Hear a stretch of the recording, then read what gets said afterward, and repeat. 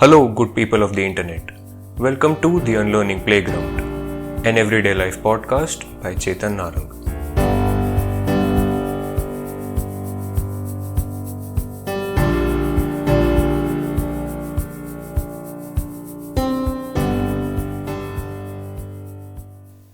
In the previous episode, we talked about the word God and how it is usually misinterpreted to mean the word creator by almost all of us. A natural follow up to that episode should be me talking about what that word actually means then. I concede to that, and that is what I'm going to try to get towards in this episode. The important words in this sentence were try to get towards. You see, in the olden days in the Indian tradition, it is said that people, both saints and otherwise, used to meditate for years altogether and would then finally get a glimpse of what the divine really is. Now, when I say they got a glimpse of the divine, I do not mean that a deity descended from the sky to greet them. That is a good idea for a TV show and possibly one of the only ways to dramatically depict the idea. But it is not the truth. By getting a glimpse of the divine, I mean the understanding of what it's all about finally dawned on them. What could be more divine than understanding? One of the deepest, if not the deepest prayers we hold sacred in our hearts is to get an understanding of what the hell is really going on out there, in here, everywhere. And to have that understanding is surely divine. It is said that this understanding used to take years of earnest meditation to get to, and in the Indian tradition, people used to dedicate the later half of their lives trying to get to it. But we live in the information age now, where everything is available to us at the click of a button, and that too in a summarized format. So, why would we wait an entire lifetime to get to it? Give me a brief overview and I'm all set. Alas, this approach cannot work to reach the degree of understanding we're talking about. You may gather all the words that summarize the understanding, but to really grasp what is being meant by those words, there is some work to be done. In the context of this show, I would say that one has to unlearn a lot of what one thinks one already knows. One has to shine light on one's own hidden beliefs and idiosyncrasies, etc. etc. But more than anything, one has to really be willing to understand. And that means being willing to accept being wrong. Not wrong in the past, not wrong in the future, but wrong in the present moment. So, consider listening to these episodes as the work that you're doing to get a glimpse of that understanding. Of course, these episodes are like a finger pointing to the moon. They are not to be mistaken for the moon itself. We'll try to reach it slowly but surely. Now then, what I wanted to cover in this episode is the idea of the ego. It is one of the key pieces to the jigsaw puzzle of life, the universe, and everything really. And this is another word which I had to unlearn a great chunk about. The word ego is usually confused with pride and arrogance. So, if I was to say to you, you have an ego, you would normally retort and get back to me saying, well, let's just say not something too nice. But you do have an ego. All of us do. It just doesn't mean being arrogant or being proud. Let me walk you through this. Ego is actually the Latin word for I, and that is what it really means. A person's sense of I. I as in the letter I, not the organ I. With my thick English accent, maybe it's better to get that out of the way before you try to rewind to get what the hell the Indian dude was all about. So, back to it. Your ego quite literally means your I. I am so and so, I feel so and so, I think so and so. We all say these sentences all the time. whenever you're saying or thinking in terms of I, it is the ego. And we all do that. So, we all have an ego. I hope you would not be too mad at me if I say that now. To have an ego barely means to have a sense of self, to have a sense of I. It doesn't mean being proud or arrogant. Of course, in everyday language, you can refer to pride in terms of ego, along with some adjectives. For example, someone with excessive self pride can be referred to as having an inflated ego. But whenever you encounter the word ego in a philosophical text or in this podcast, unlearn that previously learned meaning. Know that ego refers to one's sense of self, one's idea of what all comes underneath the word I. And why is that important in the context of life, in the context of God, in the context of understanding God? Because your existence, after all, is maybe the first thing you can be absolutely sure of. I repeat myself. The fact that you exist is maybe the first thing you can be absolutely sure of. Even if this entire world is a dream, you exist in that dream. Even if it's a simulation, you exist in the simulation. So, it's pretty obvious to me that any inquiry you do about the nature of the world around you should start with exploring yourself. And this is what going within means. All of those old Buddhist and Hindu sayings you hear, go within, know yourself, this is why they're saying all of that.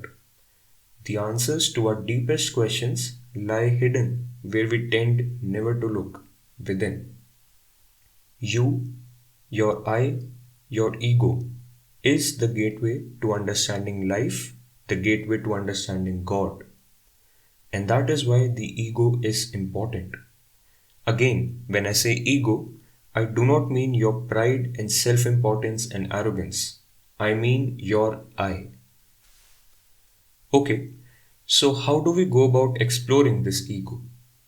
Well, for one, as is the case with any exploration, we would have to observe it, which is a tricky business, really, observing yourself. But that is one of the beauties of our minds. We can do that. We can use our cognition, our thinking capabilities to turn its back and think about itself. In other words, we can go within. So let's try and do just that. What is this I really? If you think about it, this I is something that is consistently with us right from the time we are born until we die. At all points in our waking state and even in our dreams, we have a sense of I, a consistent sense that there is a fixed entity that is behind all of this experience that we're having. You know, a watcher behind all the sights that are getting registered, a hearer behind the sounds, an observer behind the observations. This is our I. We identify ourselves with the sensation, a fixed center somewhere behind the eyes and between the ears. And one of the biggest illusions surrounding this I is that it is a fixed entity. This is how we live our lives, isn't it? I will identify this constant entity I, which my parents got to name Chetan Narang. And then I go about telling everyone this is who I am, this is what I do, etc. etc. In reality, though, this I is not a fixed entity. It simply cannot be. I mean, look at it from a distance.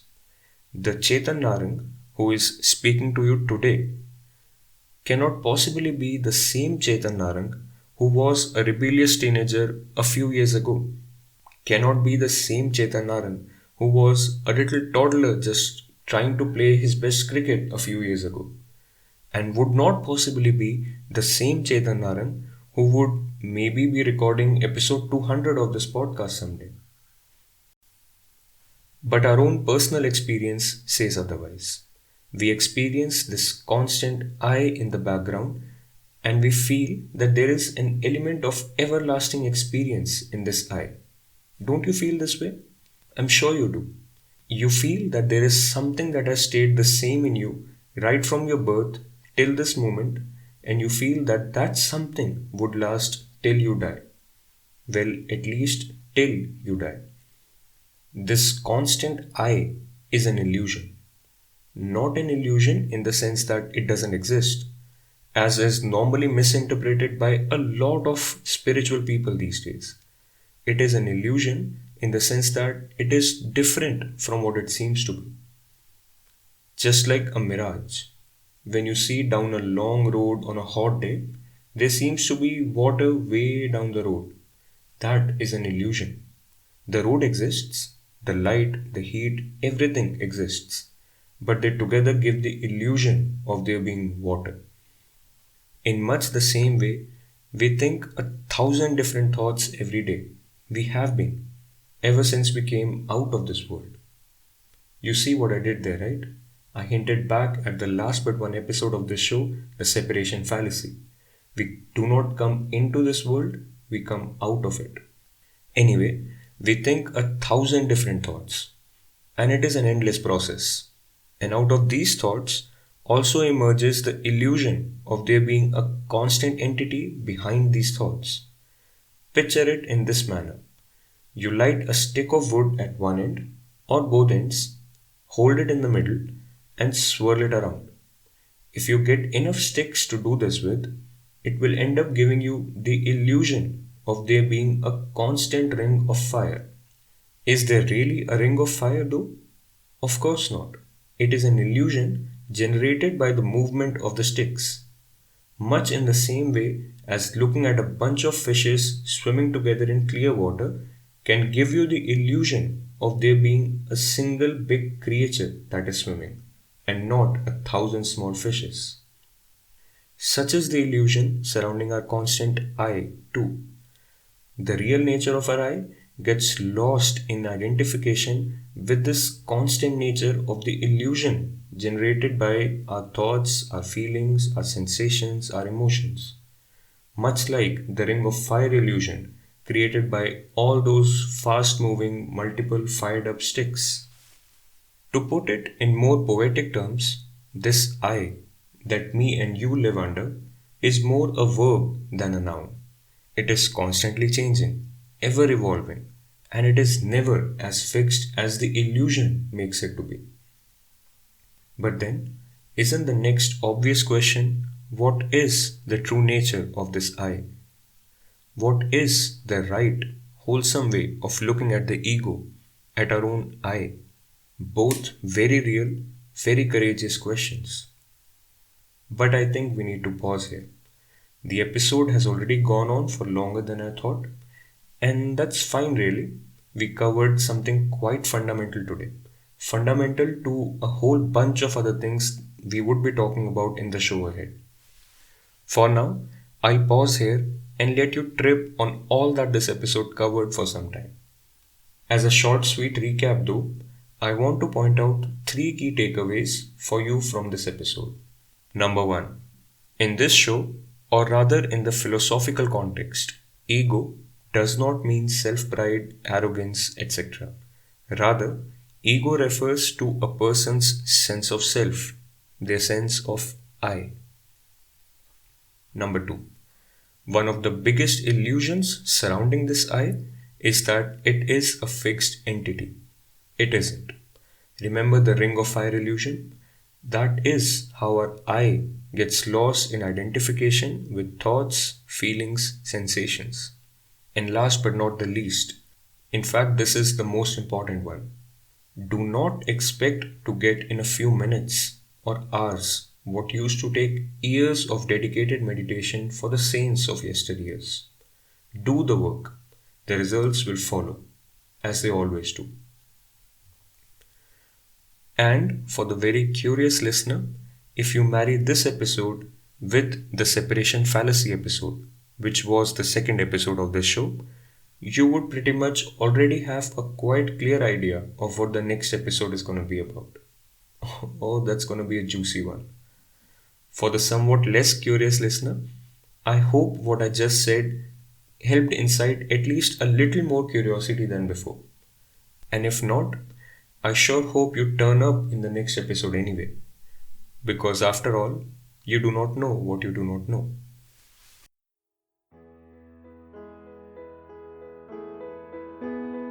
Thank you for spending these past few minutes with me here. If what you just heard resonated with you, make sure you share it with others in your community too, to help spread the word far and wide. Also, a reminder that all of these episodes are also available on YouTube in the form of videos with embedded subtitles. So if you're one of those people who prefer listening and reading instead of only listening, you know where to go. I'll add the link to the YouTube channel in the description of this episode. Do check it out, like, share, and subscribe. And if you're listening to this on YouTube already, the like, share, and subscribe part is for you too. Until next time, peace out.